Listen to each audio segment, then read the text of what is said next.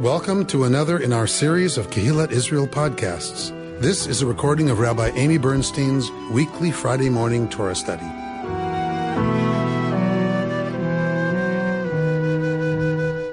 We are beginning the last part of the book of Genesis, fully the remainder of the book of Genesis is going to be the story of Yosef.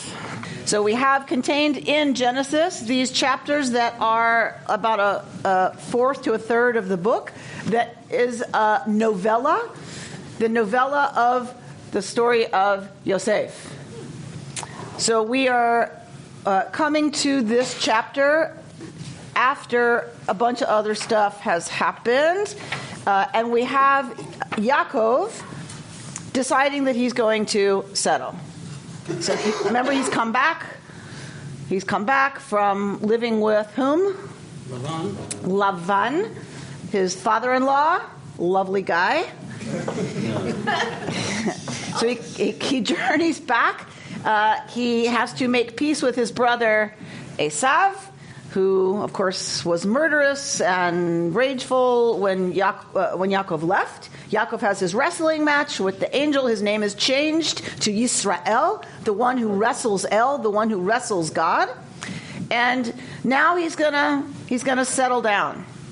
And so it should be okay. He's got all his kids, right? He's figured out that part of his life. He's going to settle down. What a boring story that would be. Right, well, right? So, as we know, of course, this is misleading. Vayayshev Yaakov. Yaakov settled down. All right, so let's see what happens after Yaakov settles down. Bert? Now Jacob settled in the land where his father had sojourned, the land of Canaan. This then is the line of Jacob. At 17 years of age, Joseph tended the flocks with his brothers as a helper to the sons of his father's wives Bilhah and Zilpah. And Joseph brought bad reports of them to their father. Now Israel loved Joseph best of all his sons, for he was the child of his old age, and he had made him an ornamented tunic. And when his brothers saw that their father loved him more than any of his brothers, they hated him, so that they could not speak a friendly word to him. Okay. So Yaakov settles. In contrast to Yaakov settling in Canaan, we're going to get the beginning of the story that eventually leads to what? Exodus. Yes. So we start with Yaakov settled, Vayayshev Yaakov in the land of Canaan. Should be overdone, boring now. And we get the story of Yosef, which is the beginning of the descent into Egypt. So what looks like it's starting to be, he settles down in the promised land, is absolutely not that. It's the beginning of the story that leads his entire clan to be living in Egypt, and then, of course, in Egyptian slavery, which sets up the story for the Exodus. All right, so Torah is playing with us here, yeah? All right, This is the line of Jacob. So it doesn't list we get Eila Toldot Yaakov. These are the generations of Yaakov, and it doesn't do it. Nothing. Right? Normally we get a genealogy here, right? So we don't have any genealogy here. We had it already, but it's not repeated. So it's a little odd that Torah begins Eila Toldot. Here are the generations, and then nothing. So Torah continues to play with us right now. Just forgive me, but Jacob and Esau, what happened with them? Did they combine in this living? Were you here last week? It's a good question. I can't remember. Okay, that's bad, George. That is really bad. All right, so you'll recall Yaakov sent a bunch of gifts, right? And servants and whatever. I'm not sure how it ended, though. Then Esav falls on Yaakov's neck. It's all coming back to you now. And then what happened? Bites him. Excuse me, that is one interpretation. He bites him. And what happens? Then Vayevku, and they wept. So they were reunited. But then Esav kind of moves on and whatever, but Yaakov settles. Separately. Yes. Thank you. Yes. And he bit him. Unbelievable. Okay. So they are reconciled, but it's Yaakov who settles down in the family territory. Because Esav's in Seir, right? He's Edom. He's going to become the Edomites. Right? The father of the Edomites. And who are the Edomites the ancestors of? The Romans. Okay. We good? All right. So here we have another interesting tangled bit of Hebrew. At 17 years of age, Haya Ro'eh. He was, meaning Yosef, Haya Ro'eh was a shepherd. But here's an interesting phrase put after Ro'eh, after shepherd. He was a Ro'eh et Echav. Et is a pointing word. And et, whatever comes after et, is the direct object. Right? So et is a pointing word. And what does it point to? What comes after et? His brothers. Shepherd of his So brothers. he was a shepherd of his brothers? That doesn't make any sense, particularly given what happens next. He's among the youngest. And we know they have flocks. So we know they're shepherding actual... Like, they're real shepherds, right? Yeah. This is not a euphemism, right? What were they shepherding again? Yeah, I had a math teacher, Dr. Lamb, and they would always go, Amy, do it, when he would come in the classroom.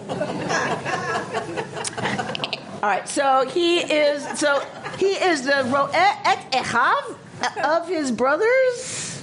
So, no. Batzon, with the sheep, with the flocks. V'hu na'ar, and he's a youth. So there's all this kind of tangled...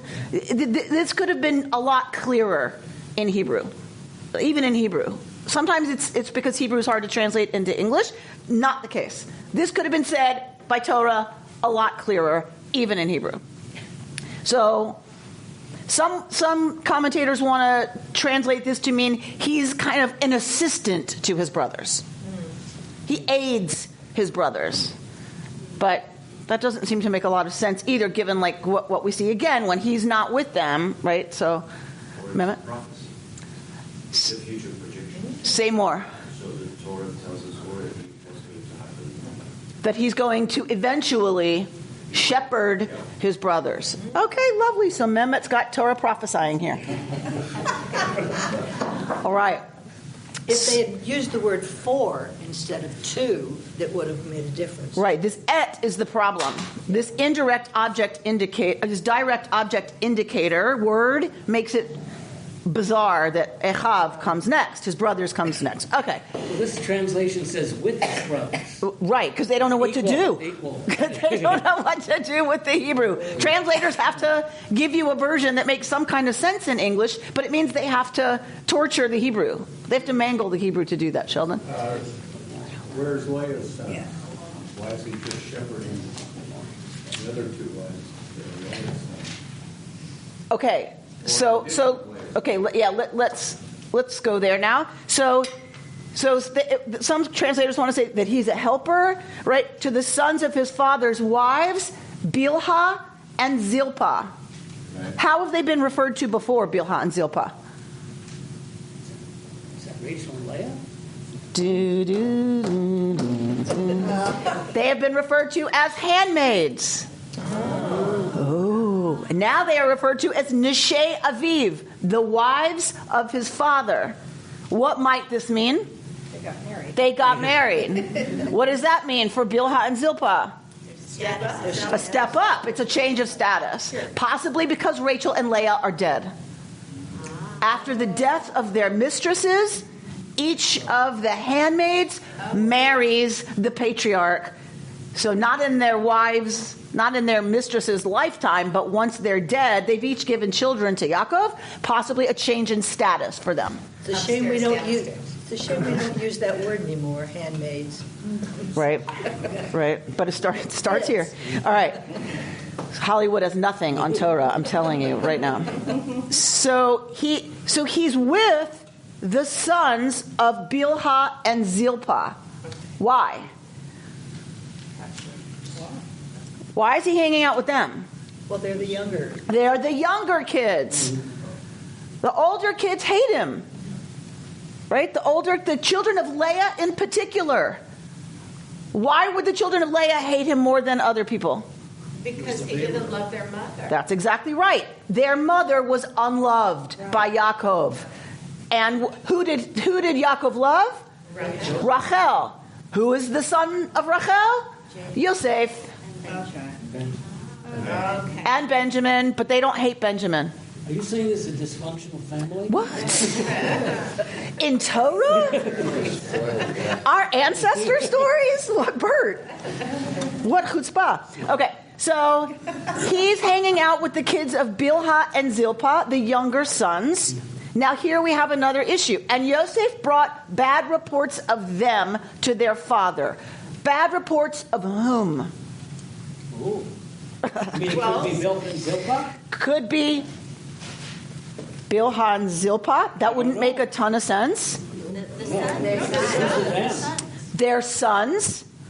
But that's not who turns on him later. The older kids turn. The older kids turn on him.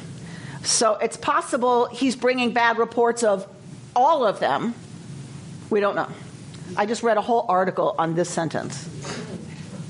To bolster himself. To bolster himself and his father's house. So for whatever reason, but the commentators are trying to deal with who's he reporting on. Do Bilhah and Zilpah's kids get a break? Well, if so, they don't stand up for him later. Right. Or is he telling tales on all of them? We don't know. But they're very young. They're not going to stand up for him. They're not going to have any standing. With the older brothers? With the older brothers. Right. But they don't even try. Right? Okay. It's also interesting, I think the verb tense would bring as opposed to brought. So this is something that happened from time to time.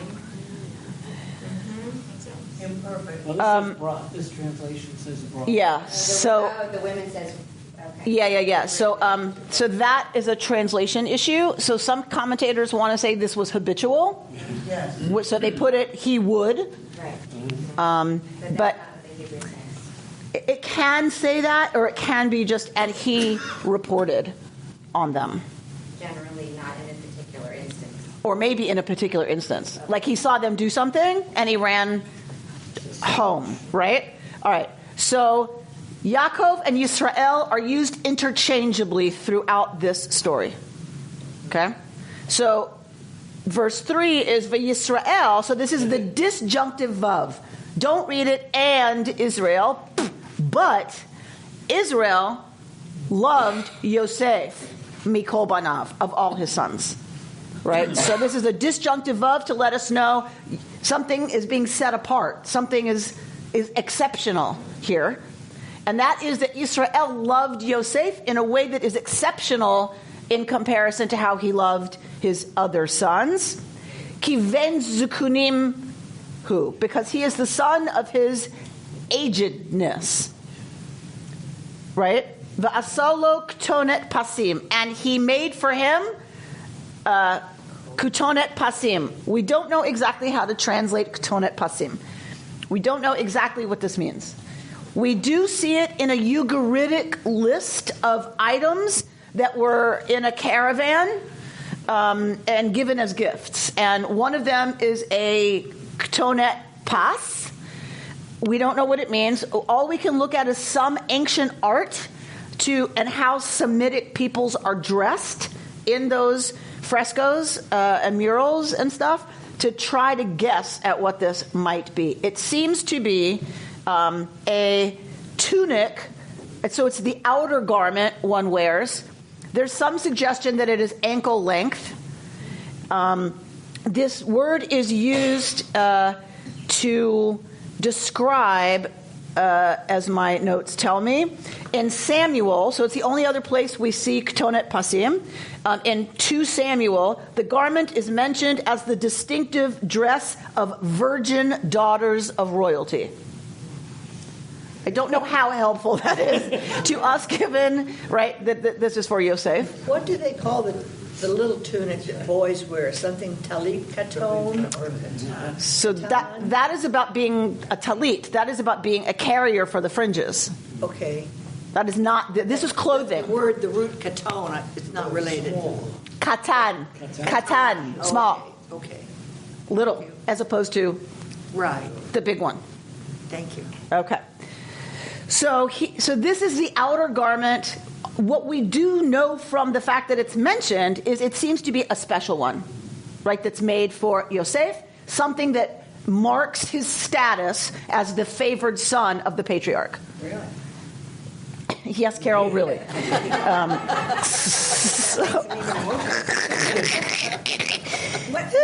So it does not say colors. It does not say colors. Broadway fans, one and all. It doesn't. Yeah, exactly. It does not say colors. It's translated here as colors. Because that's how they're translating pasim, the plural pasim. Some people say, from some of these depictions, it looks like it might be little pieces of fabric. So if they're different fabrics, then it would be different colors, something like quilt or design or patchwork. Some commentators in the medieval period defined it as striped. Yeah, that's So, don't know. And we have no pictures. We have no photographs. So all we have are these. Technicolor dream. All we have are these paintings, right? So pasim could mean technicolored, but I don't know. All right. So vayir'u echav, and so when his brothers see, like we know what happens with seeing, right? Something's going to happen because they see that he loved him more than the others, right? They hated him. Vayisnu oto. They hated him so much. Lo yichlu dabru l'shalom. They weren't able to speak l'shalom, in peace. Right? So if you ask after if you want to know how Mehmet is, you ask after his shalom. I would ask Sarah, tell me about the shalom of Mehmet. That's how I ask, how is he? You ask after his shalom. Is shalom meaning peace or shalom meaning wholeness? Both. Either. So it seems to be bigger than either, but I think the implication of wholeness is, how's he doing? Yeah. Right? If somebody's got it together, his shalom is good. Throughout these sentences we read so far, look at the difference translation can make in your interpretation of the entire story. Let's eat, Grandma, or let's eat, Grandma, right? Look at the questions. It makes a huge difference throughout the Torah, which is the meat of a lot of discussion. Right. All right. So they couldn't even speak to, they didn't care about him, essentially. And they couldn't even fake it. Right? They just couldn't even talk to him. They're like, ugh, here he comes, right? The brat. Like Sam Levinson's My Brother Was an Only Child. Right. All right. So, go on. Okay. Once Joseph had a dream which he told to his brothers, and they hated him even more. He said to them, "Hear this dream which I have dreamed. There we were binding sheaves in the field, when suddenly my sheaf stood up and remained upright. Then your sheaves gathered around and bowed low to my sheaf." His brothers answered, "Do you mean to reign over us? Do you mean to rule over us?" And they hated him even more for his talk about his dreams. All right. So his dreams, plural. So this isn't the only time, it seems, that he has a dream and then is stupid enough to tell his brothers, who can't even talk to him. They can't stand him. And he goes running to them and says, "Guess what? I had a dream and my sheaf was upright and your dream." It's either so arrogant that he doesn't see it, he's that arrogant, or he's just a stupid 17-year-old. Dude, I had this dream. So it's like, we don't know, but in any case, it's obnoxious. For the brothers, you can imagine, this is completely obnoxious to them. Throw Joseph in a pit.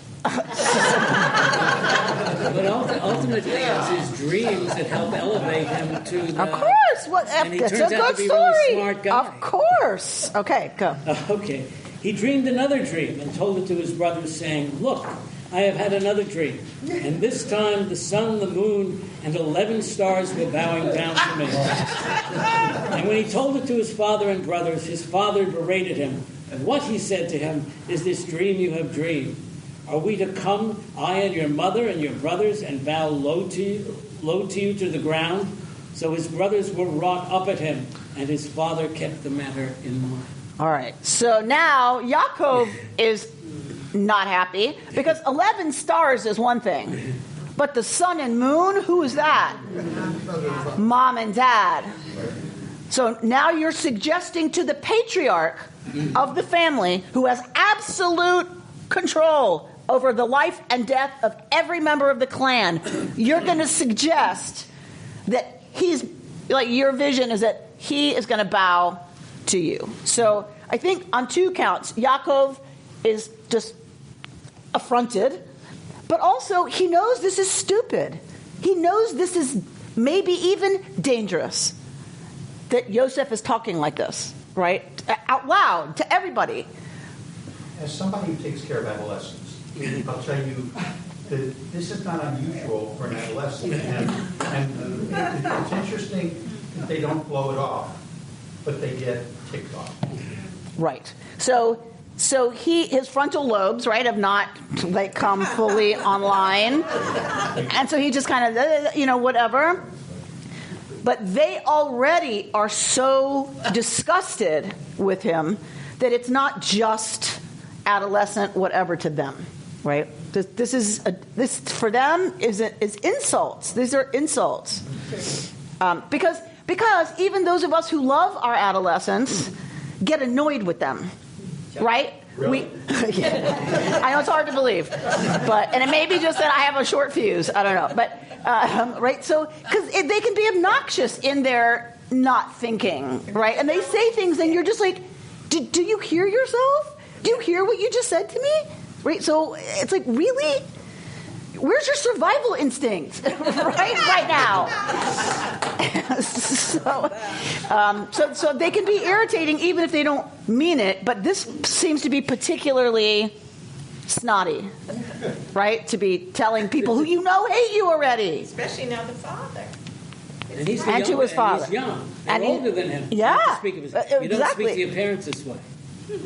It surprises me, though, that you should think it's so common for us to think about how people have dreams and then try to interpret them. That it is so ancient that we actually recognize that dreams mean something, or we don't know what they mean, but we give them in for it. Yeah, and so in the ancient world, right, dreams were in some ways a communication with the other world. They were very powerful, right, Michael? Right? Dreams have always been, right, very important, right? Because they were understood to be communication with a different realm. And often they were the transmission of information from that realm. Shakespeare suddenly. Now we see them as transmission from our inner lives.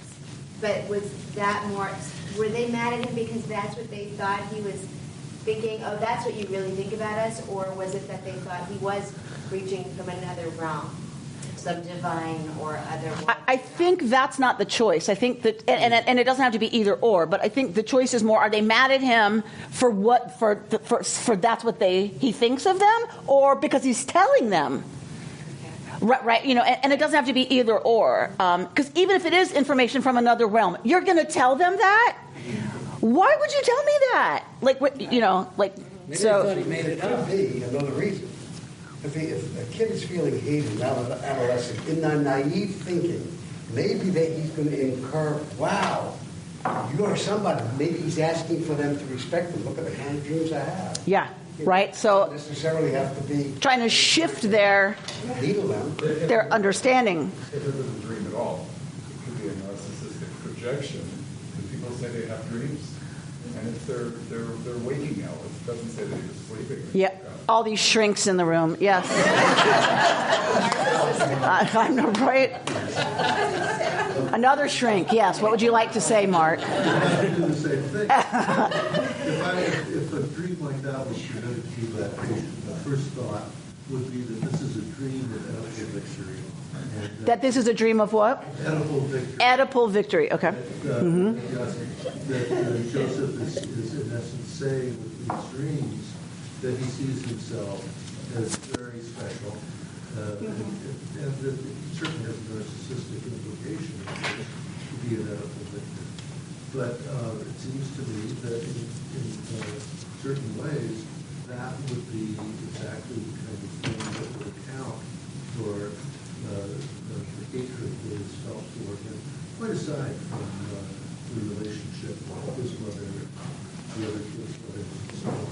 But this would lead him into all sorts of ways of relating. It would be very, very condescending, very superior. Right. Narcissistic projections are irritating, aren't they? Oh, yeah, very. They're so irritating. And the people who do it, trying to think of one, the people who do it constantly, right, and in your face, right, and you just want to go, and you know there's nothing you can do. Because they're delusional, or they're acting out of their wish for you to see them, how you see yourself or your fantasy. And it's so irritating. So let's say it's genuine. It's irritating. Let's say it's a narcissistic whatever. It's irritating. Let's say it's an Oedipal project. It's irritating. Right? They're totally irritated. Are we meant to contrast this lousy dream, Joseph, with the expert dreamer, Daniel? Actually, Yosef is an expert dreamer and dream interpreter, because this comes true. They're accurate. Daniel is somewhat better at dreaming and interpreting. But nobody else could interpret Pharaoh's dream, only Yosef. Right? So Torah presents him as a master dreamer. All right. So, because however irritating this is, it's true. He's going to rule over his brothers, right? But what's interesting is that fantasy, that projection, that whatever you want to call it, an actual dream, an actual vision, an actual communication from the next, whatever you want to call it, it's him saying it that sets up the circumstances for him to become the master dream interpreter, and it's what sets in motion the actions and the whatever that's going to lead to him being the prince of Egypt and ruling over his brothers. If he didn't tell them these dreams, it would not have set in motion the things that were necessary to happen for him to be able to rule over them. It's their action. So the Torah is saying very clearly, right, that these things have to happen in order for Yosef to not only rule over his brothers. What does he actually do? Is it for him at the end about ruling over his brothers? What does he say it's about, his whole story? About saving them. He saves their lives. They're starving. He doesn't rule over them. At the end of our story, he doesn't care about that. Or maybe he does. I don't know.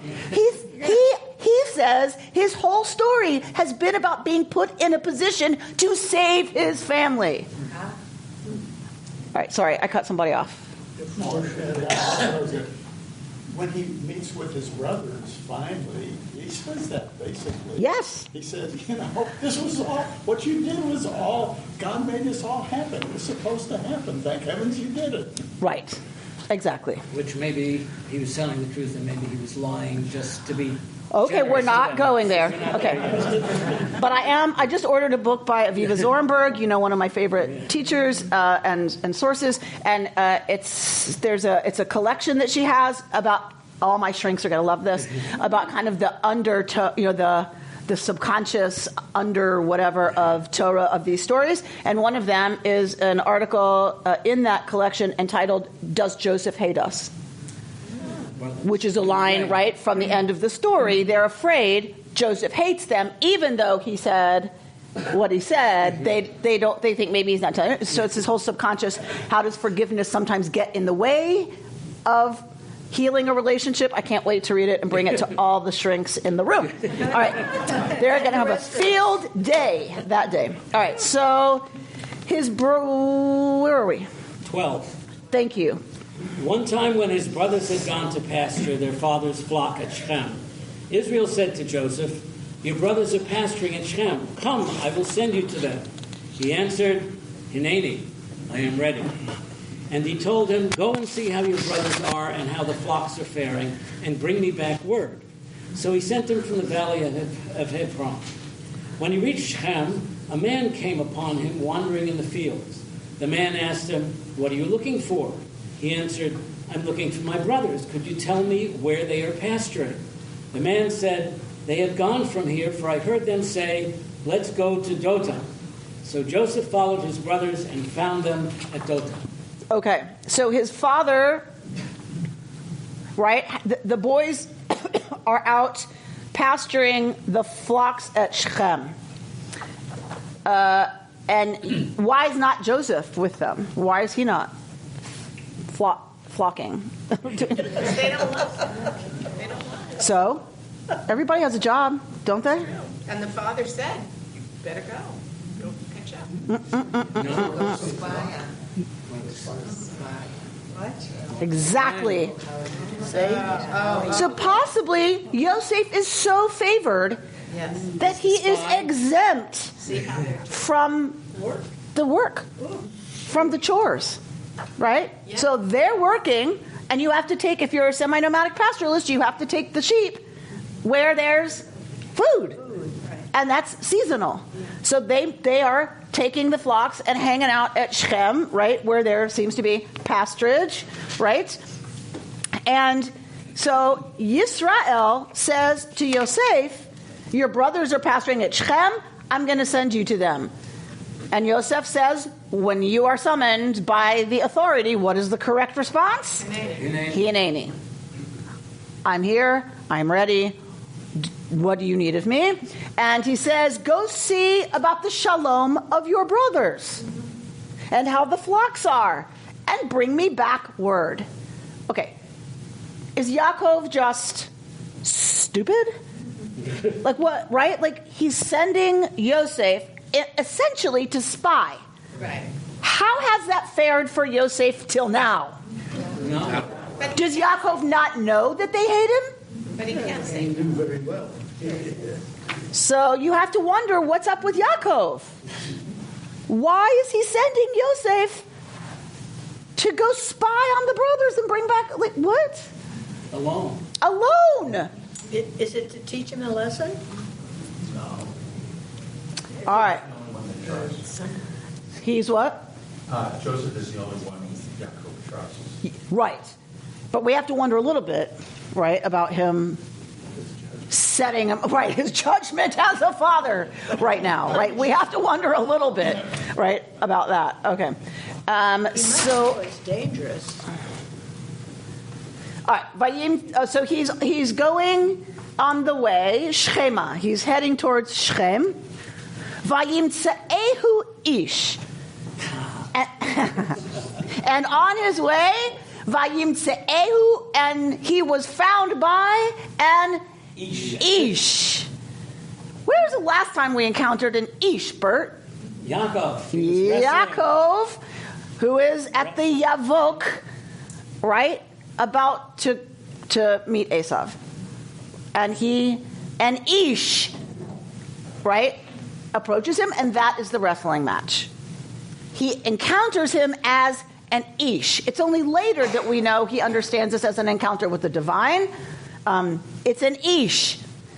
Yosef, alone, out there in the world, is encountered by an Ish. This should be a red flag for us. Dun, dun, dun, dun. Right? Something's going to happen. If there's an Ish, something's going to happen. How is Ish? How is Ish? Yes, defined? but when you see Man, right. a guy, one of our patriarchs, by himself encountering an Ish, we all have to go, okay, stop. What's happening, right? So what happens? What does this Ish do? Bechine, right? So Vayish alehu ha'ish, and the Ish asks him, Ma tevakesh. What are you seeking? What are you looking for? Tevakesh is to request. right? What are you after? Is an ish a menacing ghost? No, it's a man. Ish means man, person. Vayomer et achei anochi mevakesh. I'm looking for my brothers. That's what I'm mivakeshing. Hagida nali efohem. Tell me, please, where are they? Hem ro'im. Efohem ro'im. Where are they, the shepherds? Vayomer ha'ish. And the man says, Nas'u mizeh ki shamati omrim neilcha detonit. I've heard they left. And I heard them say they were going towards Dotan. So Yosef follows them and finds them at Dotan. Right. Peter Pitzela spent an entire afternoon with us on this one sentence of Torah. Yeah. Right? Because who is the Ish? Right. And how does the Ish know Yosef's looking for something? And what does he care? Why does the Ish approach Yosef? Is Yosef distressed? Is Yosef doing like this? So that the Ish asks, what is it you seek, my son? Right? So is he just, is he communicating in some way that he's lost? We don't know. Why the Ish cares what's up with Yosef? We don't know. But of course we know. He's an Ish. Of course. Right? Torah is telling us this is, right? This is not simply an episode of just you run into somebody and they say, oh yeah, go over there towards it, right? This is an encounter with somebody who's going to now, the whole story pivots on this encounter. Because what if the Ish was like, just going about his business? Like, what if the Ish didn't talk to Yosef? How does the Ish know who Yosef's brothers are? And why is the Ish there in the first place? And why is the Ish there in the first place? What's the Ish doing? Yeah. Vayimtse'ehu Ish. So he's found by an Ish. Is the Ish looking for him? Is this the sort of one of those angels? Of course.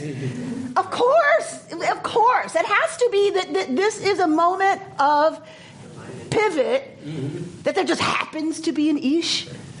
Right, so you have to have the Ish, don't we?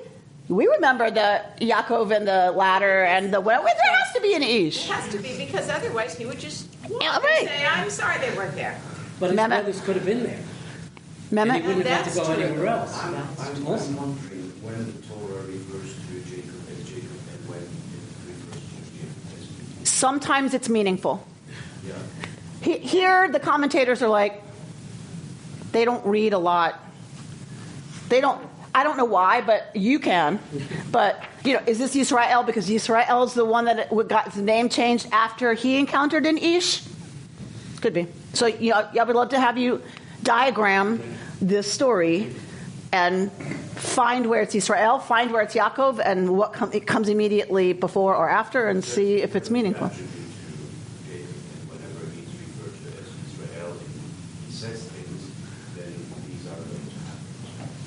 So we'd have to see if that lines up. We can expect Right. Yeah, I'm struck that these few sentences are unnecessary. You could just go to say, Correct. He wandered to the second place. But there's got to be something here, because otherwise it's totally superfluous. Exactly. I mean, I think this is necessary. This is critical, right, to the story, because everything pivots from here. What if he didn't know where they were? Yosef never would have encountered them, and the whole story wouldn't have, right? So everything pivots. I mean, you could say that about any point in the story, I suppose. But otherwise, it's completely it doesn't need to be here. The fact that it's here and the fact that it's an Ish, I just don't think we can ignore it. And I think it's gorgeous. I love that Torah is toying with us, right? Torah's going, here's an Ish. So because if we paused on it, it makes me notice the word looking for. So he gives us an insight into what's going on in his heart. In what way? Well, he could just be going to find his brothers because his dad told him that you're supposed to go find your brothers now. But by making him stop and have this moment, And this man is sort of asking him, what are you looking for? Like, what is your heart looking for? What are you looking for? This is where Rami Shapiro goes. Rabbi Rami Shapiro says, isn't that always the question that Ish has for us? What are you looking What are you seeking? Isn't this like... And if you're seeking it, it means you think it's not here. And don't we do that all the time? Don't we go seeking peace, prosperity, happiness, success, whatever? And we're always seeking it, and guess what? Right? His burning bush.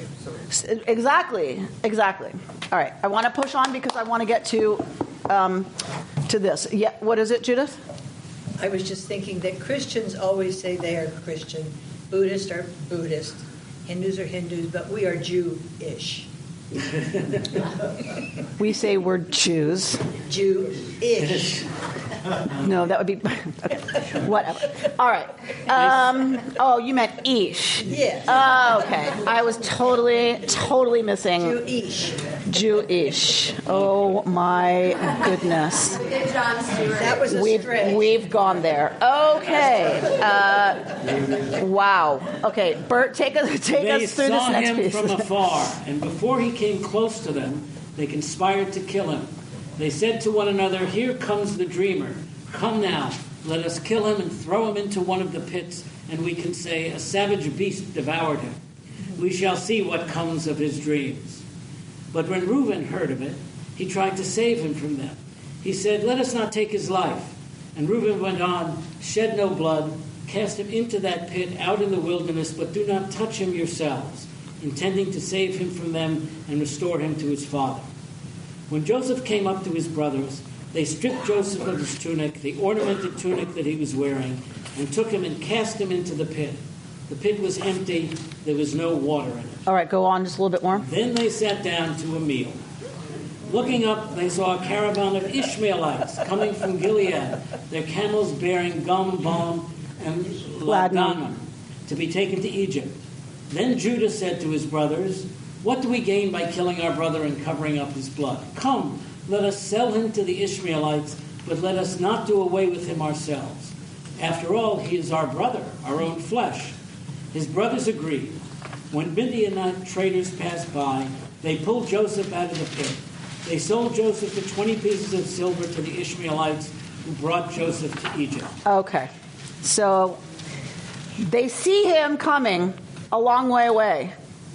And before he even got close, they conspired to kill him. So they said to one another, here comes that dreamer. Come now, let us kill him and throw him into one of the pits. People used to murder people in the ancient world by pits so that they could dispose of the body. These are huge water cisterns that in the season of rain would gather all the flash floods that come down from the hills, and it fills these huge cisterns that are carved into the sides of the hill. And they are very deep. They are often, to keep the water in? Plastered, right? You see them all over Israel. Those of us who have traveled to Israel, another pit. So another water cistern. Ooh, look at the ancient plaster, right? So they're plastered to hold the water in, and they were huge and deep. So you would murder someone by a pit so that there's no evidence, right? You get rid of the body. So let's kill him. They're by a pit. Let's kill him, right? We can get rid of the body. But Reuven hears it. And this is, my translation's terrible. Let us not take his life. No. He says, we will not take his life. We will not. Reuven is the eldest. Reuven here is speaking with full authority and expects the brothers to listen to what he says. Now, he could be in a blind panic, right? But whatever's driving the way he speaks with authority and is commanding them to not murder him. Do not shed blood, right? So we'll just throw him in a pit. Okay, so either Reuven is part of it in that he's ready to be rid of Yosef, but doesn't want to incur blood guilt. He isn't going to actually tolerate them doing violence to him. They'll just leave him to die in a pit. Or, and I think it's actually the or, because of the sentence that says, at 29, when Reuven returned to the pit and saw that Joseph was not in the pit, he rends his clothing. So I think Reuven fully intends to rescue Yosef, to talk these guys off the ledge, to let them calm down, maybe wait till they fall asleep, right, and get Joseph out of the pit. Because when he goes off, he comes back, he fully expects to find Yosef in the pit, and doesn't, and then is very upset, right? So to me, it suggests that Reuven really wants to restore the boy to his father. So it may not be anything about Yosef, it may be more about Yaakov. What did Reuven do recently to Yaakov? You probably don't remember this. But he slept with his father's concubine. So it is, and Yaakov was livid. So because it's a challenge to his patriarchal authority. And so it's possible Reuven is trying to get back into Yaakov's favor, into his good graces, by coming home and saying, Dad, you won't believe what these idiots were about to do, but I handled it. I took care of it. I took care of Joseph. Right? But they listen in terms of they put him in the pit. He descends into the pit. This is going to happen over and over and over for Yosef. And each time he descends into the pit, what's going to happen? He gets out, right? He descends and he rises, and every time he comes back up, every time he rises, there is a serious transformation in his status, right? He descends into the darkness. He descends into the depths. All of my psychologists and psychiatrists in the room, he descends into the dark. He descends down into the hole and comes up changed, not necessarily better. He's gone from the favored, spoiled son. When he comes out of the pit, what is he? A slave. He's a slave when he comes out of the pit. He's lost everything. He has a new status. He has nothing. His status is, you are nothing. You are property. That is a big transformation. So whatever, but, which is why it's the same letter in Hebrew, but, that change of status means that everything that happens from that moment on is actually about Yosef and not about his father's favor.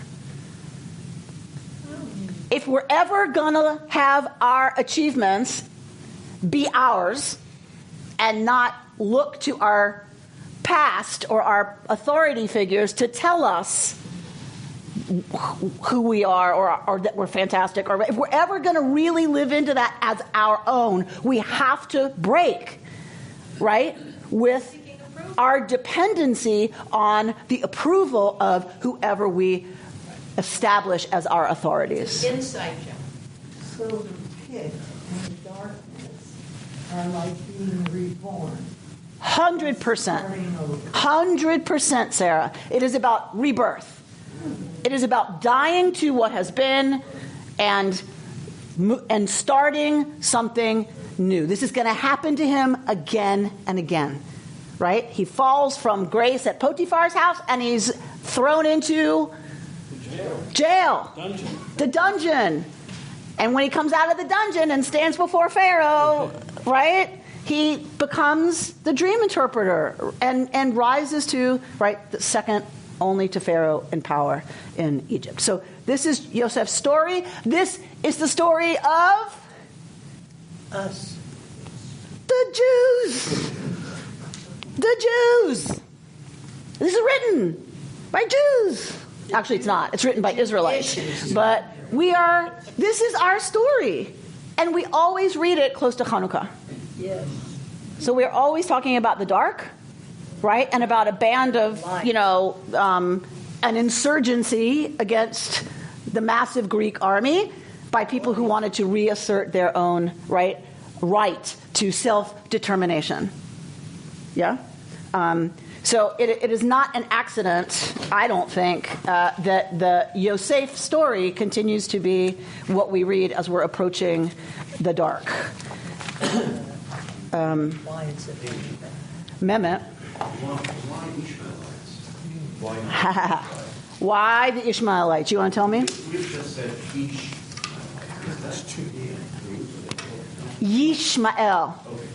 Starts with a yud. Ish starts with an aleph. Why the Ishmaelites? So clearly this shows a time when the relationship between Israel and the Ishmaelites was fairly civil. So it's a story from a time when they were just a neighboring people. These are not the descendants of Ishmael? Yes, but they seem friendly. They sell Yosef to the Ishmaelites, but there are other stories where we see that the Ishmaelites are enemies of Israel. That is not when this is said, apparently. But you can see this as a revenge of Ishmael and his descendants, and yet it's they that end up saving the Jewish people, or the Israelites, in the future. So it's kind of a double-edged thing here. Okay. Or our future may depend in the hands of our half-brothers. Always, right? Always in the Middle East, yes. So we're now talking about the patriarchal narratives. This is from Peter Pitzela's book, Our Father's Wells. He is talking about the patriarchal narratives as the shift to patriarchy and how these stories serve the shift to patriarchy, right? All right. The very idea of a masculine deity, the great father, into whose being is arrogated all power, such that he is omnipotent, mirrors men's obsession with their potency. I knew y'all would love this. The world of men that this deity creates often appears created in his image. All right, go to the next bracket. These are the relationships of power, and one could say that God is the immense projection of men's abiding preoccupations with these relationships. So Pitzela is reading these stories as a patriarchal society creating its identity, and he's suggesting that the male omnipotent Yahweh figure is a projection of men's preoccupation with their power. So they create a God who's all-powerful. We've never had that before. This is the first time we have that. Ancient Israel. They moved to this. Before this, we've had a pantheon. Male gods fighting each other, and then the girl gods get in there and throw a lightning bolt at the. So they're, well, I guess that's Zeus, but whatever. Like Hera holds her own, right? So so Pitzela is talking about these are the stories of the culture of the society that created an omnipotent, singular male god. What does that say about that society? Well, if we look at the stories, it's talking about power, potency, and the people who write these stories and create this God are pretty preoccupied with that. Okay. Which I just find interesting. I find that very interesting. All right, so go to the right bottom where you see my line there. Immediately after this introduction, we are told that Joseph has two dreams. Through them, some energy enters his life and points him toward a distant eminence. In the first, he dreams he's in the fields with his brothers, blah, blah, blah, blah, blah. Turn it over. And, I've lost my... Dang, he cut off my brackets. Okay. All right, so just go down to these are dreams of power, because we've heard about the dreams, so I didn't have that highlighted. These are dreams of power, right? So we're going back to this idea, of the preoccupation with power. These are dreams of power, and they provide us with our first inkling of the young man's extraordinary destiny. Already the one set apart from his brothers by his father's favoring love, the dreams hint at even wider spheres of power, natural and cosmic. In his dreams, Joseph is the center of a mandala, the hub around which systems revolve. His brothers say nothing about the meaning of the second dream, but correctly interpret the first as a political prophecy. Joseph is going to rule them. They are unable to see that it is also a dream about being bound, all of them, on some common field, and that it is also about feeding and service, reverence and circles.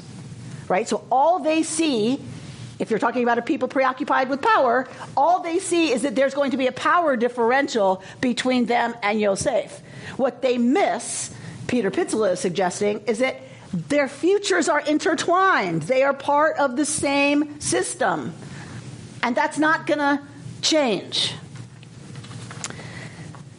These dreams of Joseph hint at his purpose, though at the time he can have no idea of the arduous responsibility that purpose will exact from him. Welcome to human life. These dreams represent the sum total of Joseph's vocational call. They are figments of his imagination, gifts of imagination, capital I, from which he will compose a life. These dreams contain no direct apprehension of God, right? So Yaakov at least understood this as coming from God, which on some level might be a bit comforting, maybe not, I don't know. But Joseph does not apprehend this as being connected in any way to the divine right now. Unlike Abraham's dreams, Joseph's guarantee no future, no promised land. They hint at power, but they are, after all, only dreams, full of the ambiguity of dreams. I love this line. It requires a certain courage to follow such dreams, to enter them, to live them out. It will be lonely. It takes courage to enter those dreams, to live them out. It will be lonely. Any one of us who's lived into any vision we've ever had, right, knows the courage that takes and knows that it's going to be lonely. So he goes on to talk about purpose. It's a beautiful paragraph that you should read at home. I want to close us out, though. So let's go to the brackets on the right. Every now and then I think I know what this person meant, what he's talking about. Some men and women seem to understand this also. Our dreams of power and the process of their fulfillment gives us a path through the entanglements of opportunity and ambition, some sense of our necessity. So he talks about we all need to feel that we are necessary, right? That the meaning and purpose in our lives comes from feeling that we are necessary. Not just in a role, right, of loving our children. It's not enough. We need to feel that we have a purpose, that we're necessary. Mm-hmm. For men, such dreams are supremely important. I see them as our dream babies, mysteriously seated in the dark place we call the unconscious or the imagination, the realm of soul. These babies grow into our waking conscious lives. Such dreams are linked to our creativity, to our fate, and ultimately to our death. I have a dream, said Martin Luther King Jr., and his life and his death were part of that dream story. He let himself be led by his dreams, and in his dreams he found his fate. Such dreams have the power to dream us. They are like promises. They invite us to keep some rendezvous. In our dream beginnings are our mortal ends. Right? Love it. No idea what it means. But it sounds really, really important. So he's like Zornberg for me sometimes, or Heschel. It's like, that is one of the most profound things I have ever heard.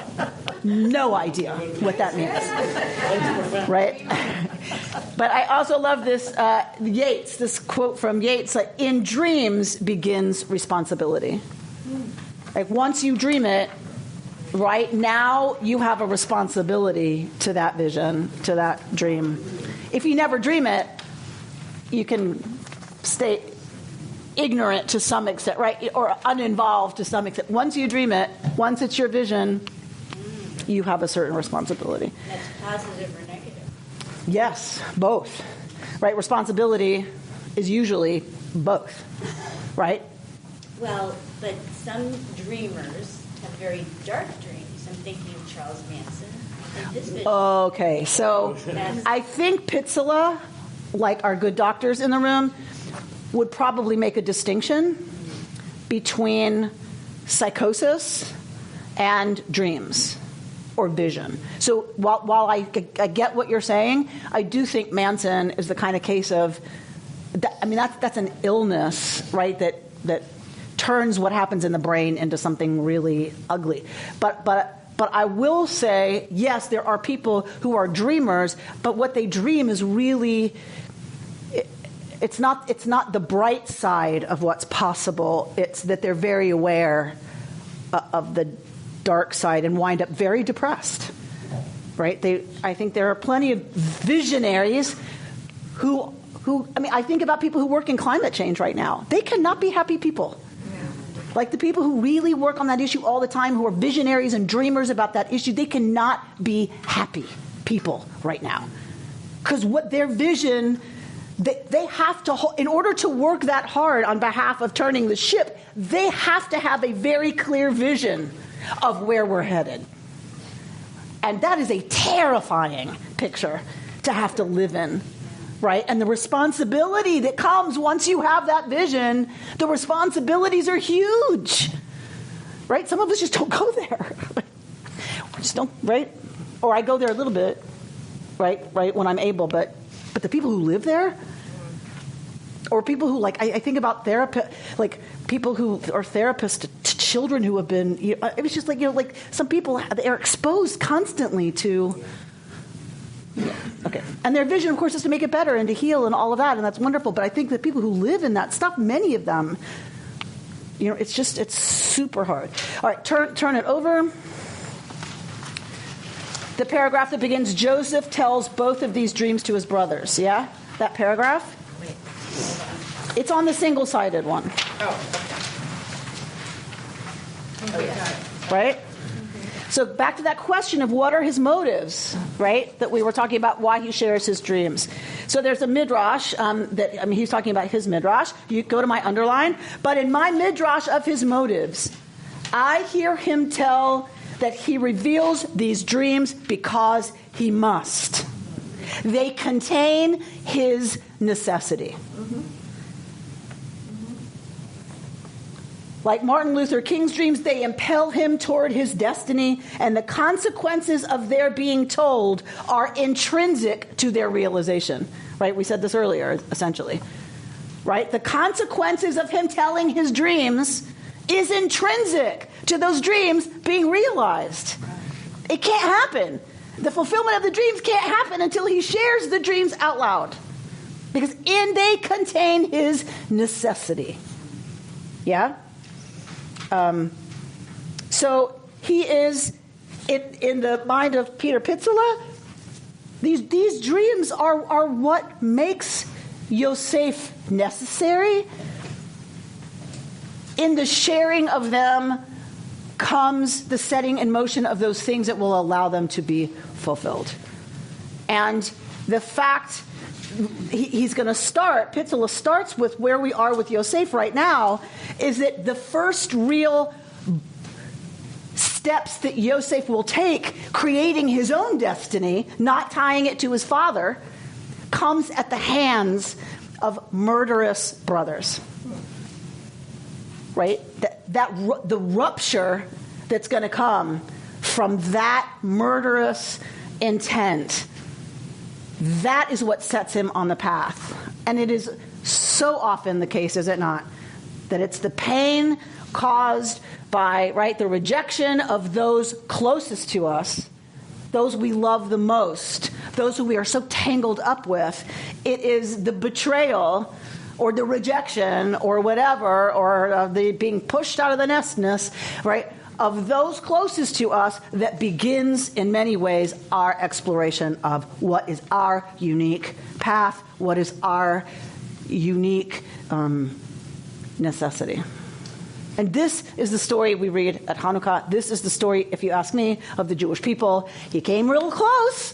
He came super close, and it wasn't easy, and it's going to happen again and again and again and again. But he rises every time. And every time he figures out what that descent and what that rise is about. And at the end of our story, he says, I understand that this was all God's plan for me to serve my purpose and for me to be able to help other people out of that service. The very people who threaten to annihilate me are the ones I'm now going to feed and save out of my having fulfilled my own unique destiny. Let that be our story, people. Let that be our experience of suffering and of anti-Semitism and of the threat of annihilation that's still with us. Let that be our story, that we take our place, we fulfill our unique destiny as the Jewish people, and when we take that seriously, we are in a position to help other people, to feed other people who do not have access to what they need to fulfill their own unique destinies. Good Shabbos. You've been listening to Rabbi Amy Bernstein's Friday morning Torah study from Kehillat Israel in Pacific Palisades, California. For more information, go to our website, www.ourki.org.